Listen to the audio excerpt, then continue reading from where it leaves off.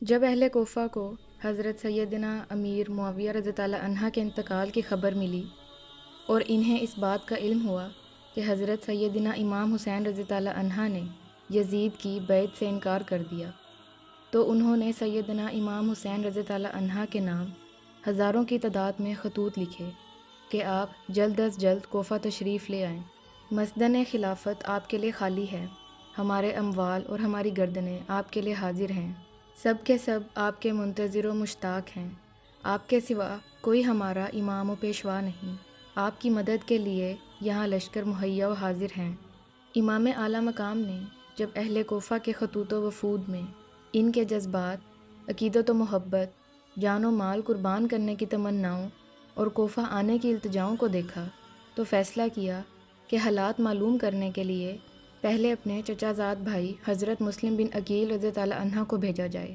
چنانچہ آپ نے انہیں اہل کوفہ کے نام ایک خط دیا اور فرمایا، آپ کوفہ جا کر بذات خود براہ راست حالات کا صحیح اندازہ لگا کر ہمیں اطلاع دیجیے۔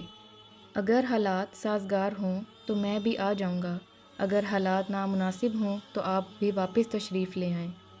حضرت علامہ سید ندیم الدین مراد آبادی رحمۃ اللہ علیہ فرماتے ہیں کہ اگرچہ امام حسین رضی اللہ عنہ کی شہادت کی خبر مشہور تھی اور کوفیوں کی بے وفائی کا پہلے بھی تجربہ ہو چکا تھا، مگر جب یزید بادشاہ بن گیا تو اس کی حکومت و سلطنت دین اسلام کے لیے خطرہ تھی، اور اسی سبب سے اس کی بیعت ناروا تھی، اور وہ طرح طرح کی تدبیروں سے چاہتا تھا کہ لوگ اس کی بیعت کریں۔ ان حالات میں کوفیوں کا بپاس ملت یزید کی بیعت سے دشت کشی کرنا اور امام حسین رضی اللہ عنہ سے طالب بیعت ہونا امام پر لازم کرتا تھا کہ ان کی درخواست قبول فرمائیں۔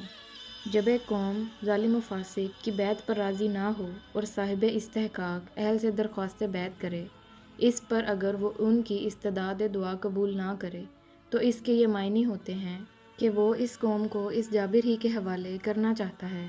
امام حسین رضی اللہ عنہ اگر اس وقت کوفیوں کی درخواست قبول نہ فرماتے تو بارگاہ عالیہ میں کوفیوں کے اس مطالبے کا امام حسین کے پاس کیا جواب ہوتا؟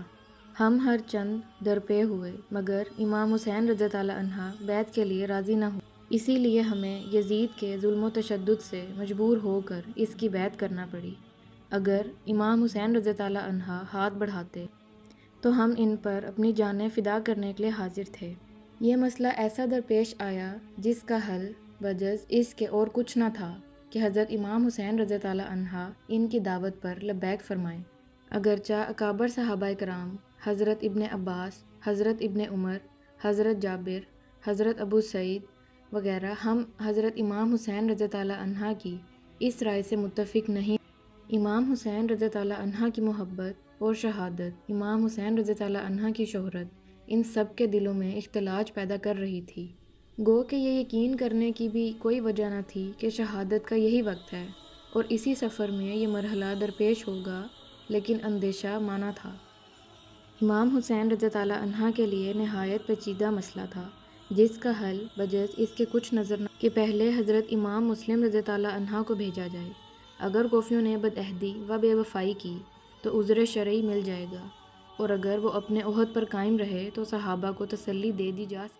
حضرت سیدنا مسلم بن عقیل رضی اللہ عنہ نے اہل کوفہ کی بے پناہ عقیدت و محبت کو دیکھ کر حضرت سیدنا امام حسین رضی اللہ عنہ کی خدمت میں لکھ کر بھیجا کہ ہزاروں افراد نے میرے ہاتھ پر بیعت کر لی ہے اور یہاں سب کے سب لوگ آپ کی تشریف آوری کے منتظر ہیں، آپ فوراً تشریف لے آئیں۔ حضرت امام حسین رضی اللہ عنہ نے اس اطلاع کے بعد کوفہ جانے کا فیصلہ کر لیا، اور ادھر کوفہ میں جو فساد برپا ہو چکا تھا اس کی آپ کو اطلاع نہیں ہوئی تھی۔ حضرت امام حسین رضی اللہ عنہ نے 3 ذی الحجہ 60 سن ہجری کو اپنے اہل بیت و خدام وغیرہ کل 82 افراد کو ہمراہ لے کر راہ عراق اختیار فرمایا۔ راستے میں حضرت سیدنا امام حسین رضی اللہ عنہ کو کوفیوں کی بدعہدی اور حضرت سیدنا مسلم بن عقیل رضی اللہ عنہ کی شہادت کی خبر مل گئی تھی۔ اس پر امام حسین کے رفقا کی آراء مختلف ہوئیں، اور ایک بار آپ رضی اللہ عنہ نے بھی واپسی کا قصد ظاہر فرمایا، لیکن بہت گفتگو کے بعد یہی طے پایا کہ سفر جاری رکھا جائے اور واپسی کا خیال ترک کر دیا جائے۔ حضرت امام حسین رضی اللہ عنہ نے بھی اس رائے سے اتفاق کیا اور قافلہ آگے چل دیا، یہاں تک کہ حضرت سیدنا امام حسین رضی اللہ عنہ نے کربلا میں نزول یہ محرم الحرام 61 سن ہجری کی 2 تاریخ تھی۔ آپ رضی اللہ عنہ نے اس مقام کا نام دریافت کیا تو معلوم ہوا کہ اس جگہ کو کربلا کہتے ہیں۔ حضرت امام حسین رضی اللہ عنہ کربلا سے واقف تھے اور آپ رضی اللہ عنہ کو معلوم تھا کہ کربلا ہی وہ جگہ ہے جہاں اہل بیت رسالت کو راہ حق میں اپنے خون کی ندیاں بہانی ہوں گی۔ انہی دنوں آپ رضی اللہ عنہ کو حضور پاک صلی اللہ علیہ وآلہ وسلم کی زیارت ہوئی۔ آپ صلی اللہ علیہ وآلہ وسلم نے حضرت امام حسین رضی اللہ عنہ کو شہادت کی خبر دی اور آپ کے سینہ مبارک پر دست اقدس رکھ کر دعا فرمائی، اے اللہ حسین کو صبر اور اجر عطا فرما۔ پھر ابن زیاد نے سیدنا امام حسین رضی اللہ عنہ کو ایک خط لکھ کر بھیجا کہ یزید کی بیعت کر لیں۔ جب وہ خط آپ رضی اللہ عنہ کے پاس پہنچا، آپ نے اسے پڑھ کر پھینک دیا اور خط لانے والے قاصد سے فرمایا، میرے پاس اس کا کوئی جواب نہیں۔ ایلچی نے آ کر ابن زیاد کو بتایا تو جواب سن کر ابن زیاد کا غصہ بھڑک اٹھا۔ اس نے لوگوں کو جمع کیا، فوجیں تیار کیں اور ان کا سپہ سالار عمر بن سعد کو بنایا جو ملک رے کا ولی تھا۔ اول اس نے پہلو تہی سے کام لیا۔ اس پر ابن زیاد نے کہا کہ یا تو لڑنے کے لیے تیار ہو جا یا پھر رے کی حکومت چھوڑ کر گھر بیٹھ جا۔ ابن سعد نے رے کی حکومت اختیار کی اور 22,000 سوار اور پیادے لشکر لے کر نواسہ رسول حضرت امام حسین رضی اللہ عنہ سے لڑنے چل پڑا، یہاں تک کہ یہ لوگ دریائے فرات کے کنارے پر قابض ہو کر قافلہ سیدنا امام حسین رضی اللہ عنہ اور پانی کے درمیان حائل ہو گئے۔ یہاں یہ کارروائی ہوئی کہ سب خیمے ایک دوسرے کے قریب کر دیے گئے۔ خیموں کے پیچھے خندق کھود کر اسے نرکول وغیرہ خشک لکڑیوں سے بھر دیا گیا۔